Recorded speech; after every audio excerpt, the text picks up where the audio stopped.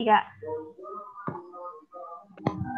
Assalamualaikum warahmatullahi wabarakatuh. Selamat pagi, selamat siang, selamat sore, dan selamat malam. Kembali lagi pada kita, kelompok kami berempat, Samara Septiani, Siva Nazifa, Tuti Raraswati, dan Wahyu Seno Aji dalam mata pelajaran perkembangan peserta didik. Kali ini kita akan membahas tentang pertumbuhan fisik yang dialami oleh peserta didik kelak kita. Oke, bagian pertama akan saya bahas satu persatu. Silakan. Pertama, kita akan mengetahui penyebab pertumbuhan. Pertumbuhan fisik adalah perubahan fisik yang terjadi dan merupakan gejala primer dalam pertumbuhan remaja. Perubahan ini meliputi perubahan ukuran tubuh, perubahan proporsi tubuh, munculnya ciri-ciri kelamin yang utama atau primer, dan ciri kelamin kedua atau sekunder. Hal ini sudah kita bahas di materi yang sebelumnya. Menurut MUS yang dikutip dari Sarlito Wirawan, Sarlito 1991 halaman 51, urutan perubahan-perubahan fisik adalah pada anak perempuan terjadi pertumbuhan tulang-tulang, badan menjadi tinggi dan anggota badan menjadi panjang, dan pertumbuhan payudara. Lalu mencapai pertumbuhan ketinggian badan yang maksimum setiap tahunnya. Dan pada anak laki-laki terjadi pertumbuhan 1. Tulang-tulang, 2. Testis atau buah pelir atau penis membesar, dan 3. Awal perubahan suara. Jadi antara perempuan sama laki-laki memiliki tahapan pertumbuhan yang berbeda. Next.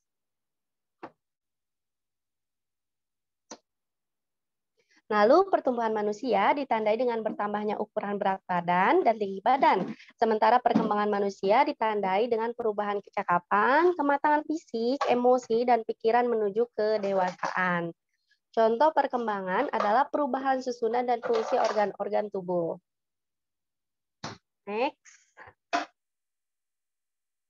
Dan penyebab pertumbuhan pada masa remaja adalah karena dua kelenjar yang menjadi aktif bekerja dalam sistem endokrin. Kelenjar pituitari yang terletak di dasar otak mengeluarkan dua macam hormon yang diduga erat hubungannya dengan perubahan pada masa remaja. Kedua hormon itu adalah hormon pertumbuhan yang menyebabkan terjadinya perubahan ukuran tubuh dan hormon gonadotropik atau sering disebut hormon yang merangsang gonad atau kelamin agar aktif bekerja. Selanjutnya. Nah, selanjutnya akan dijelaskan oleh teman saya. Nah, sekarang poin kedua, perubahan-perubahan fisik yang penting yang terjadi pada masa remaja. Terus yang pertama ada perubahan ukuran tubuh. Nah, jadi gini, perubahan ukuran tubuh. Irama pertumbuhan mendadak menjadi cepat sekitar 2 tahun sebelum anak mencapai taraf kematangan kelaminnya. Setahun sebelum pematangan ini anak akan bertambah tinggi 10-15 cm dan bertambah berat 5-10 kg setelah terjadi kematangan kelamin. Lanjut. Next. Perubahan proporsi tubuh. Perubahan proporsi tubuh yang kurang proporsional pada masa remaja ini tidak sama untuk seluruh tubuh.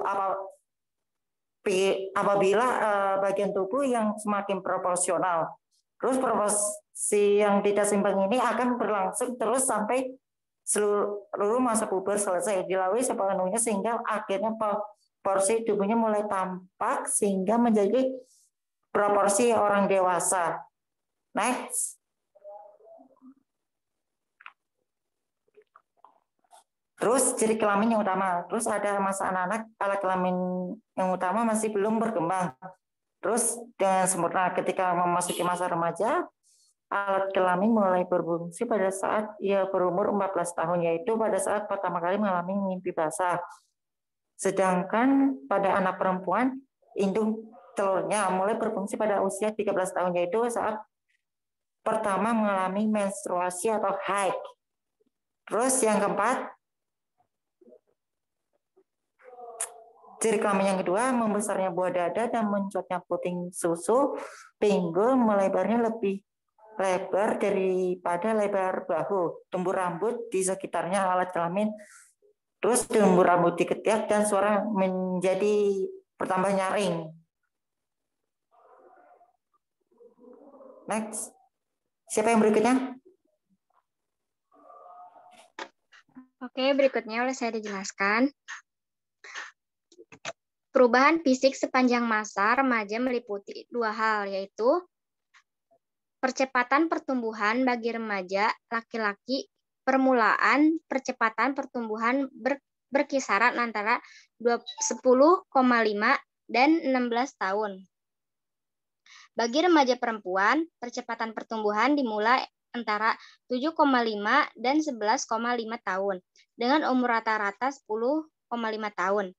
Puncak pertumbuhan ukuran fisik dicapai pada usia 12 tahun, yakni kurang lebih pertambahan 6 sampai 11 cm setahun. Yang kedua, proses kematangan seksual.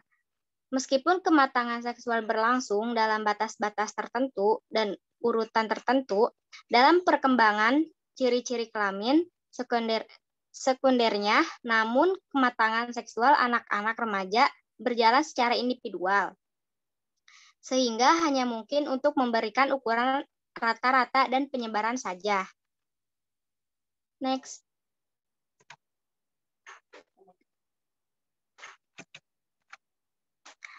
Ada 3 kriteria yang membedakan anak laki-laki dan anak perempuan, yaitu 1. Kriteria kematangan seksual. Kriteria kematangan seksual tampak lebih jelas pada anak perempuan daripada anak laki-laki. Menarche atau menstruasi daripada pertama dipakai sebagai tanda permulaan pubertas. Sesudah itu masih dibutuhkan 1 sampai 1,5 tahun lagi sebelum anak wanita dapat betul-betul matang untuk berproduksi. Menstruasi merupakan ukuran yang baik karena hal ini menentukan salah satu ciri kematangan seksual yang pokok, yaitu di posisi untuk konsepsi hamil. Yang kedua, permulaan kematangan seksual. Permulaan kematangan seksual pada anak perempuan kira-kira 2 tahun lebih daripada anak laki-laki. Menstruasi merupakan tanda permulaan kematangan seksual dan terjadi usia 13 tahun dengan penyebaran normal antara 10 sampai 16,5 tahun. Jadi kira-kira 1 tahun sesudah dilaluinya puncak percepatan pertumbuhan pada anak laki-laki baru terjadi produksi spermatozoa hidup selama kira-kira 1 tahun sesudah puncak percepatan perkembangan, tetapi dalam air mani baru terdapat sedikit sperma. Next, yang ketiga, urutan gejala-gejala kematangannya seksual pada anak perempuan. Kematangan dimulai dengan 1 tanda kelamin sekunder dengan pertumbuhannya buah dada atau payudara yang tampak dan bagian puting susu yang sedikit mencuat. Hal ini terjadi antara 8 sampai 13 tahun.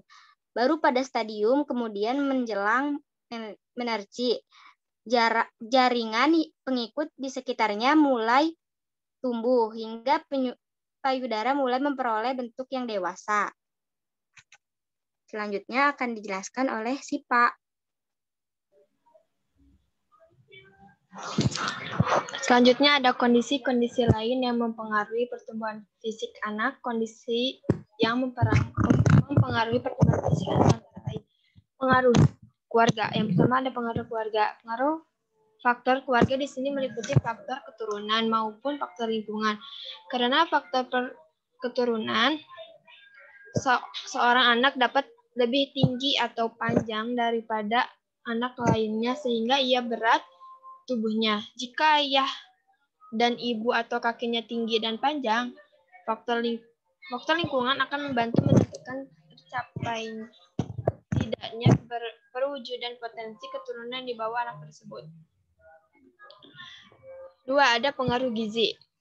Anak-anak yang memperoleh gizi atau cukup biasanya akan lebih tinggi tubuhnya dan sedikit lebih cepat mencapai taraf remaja dibandingkan dengan mereka yang kurang memperoleh gizi.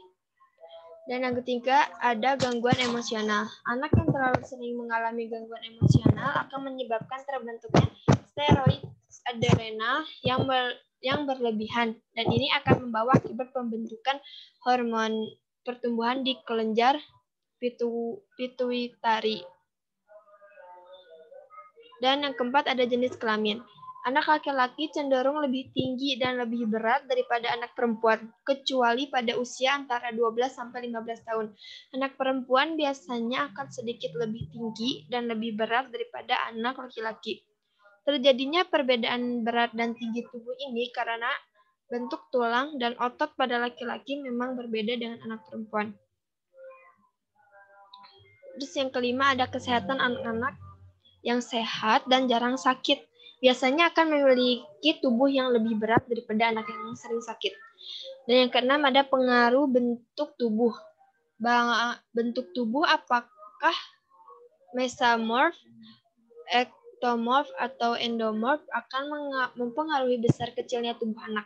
Misalnya, anak yang bangun tubuhnya mesomorph akan lebih besar daripada yang endomorph atau anak yang ectomorph karena mereka memang lebih gemuk dan berat.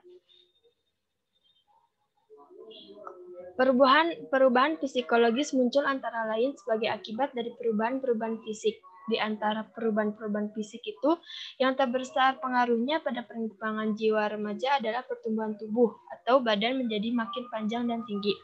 Mulai berfungsinya alat-alat reproduksi, haid pada wanita, dan mimpi pertama pada laki-laki, dan tanda-tanda kelamin kedua yang tumbuh.